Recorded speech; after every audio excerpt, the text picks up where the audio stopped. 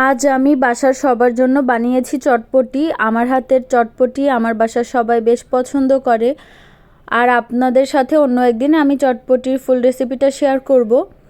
তো আজ হচ্ছে বাবা, ফাতিহার বাবা সবাই ছিল বাসায়। তো আমি সবার জন্যই হচ্ছে চটপটি বানিয়েছি। এখানে দেখেন চটপটি রান্না শেষ আর টকও বানানো শেষ। আমার হাতের টক তো বাসার সবাই বেশ পছন্দ করে। তো আপনাদের কাছে ফুচকার বা চটপটির জন্য ঘন টক বেশি ভালো লাগে না পাতলা টক, অবশ্যই কমেন্টে জানাবেন। আমার কাছে তো ঘন টকটাই বেশি মজা লাগে। তো এই তো বাসার সবার জন্য চটপটি বানানো রেডি। এখন আমরা সবাই একসাথে বসেছি খাওয়া দাওয়া করার জন্য।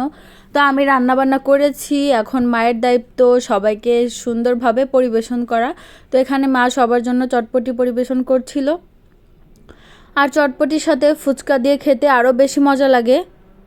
তো আপনাদের চটপটি পছন্দ না ফুচকা পছন্দ, কোনটা বেশি পছন্দ অবশ্যই কমেন্টে জানাবেন। আর আমার চটপটিটা দেখে কি আপনাদের লোভ লাগছে?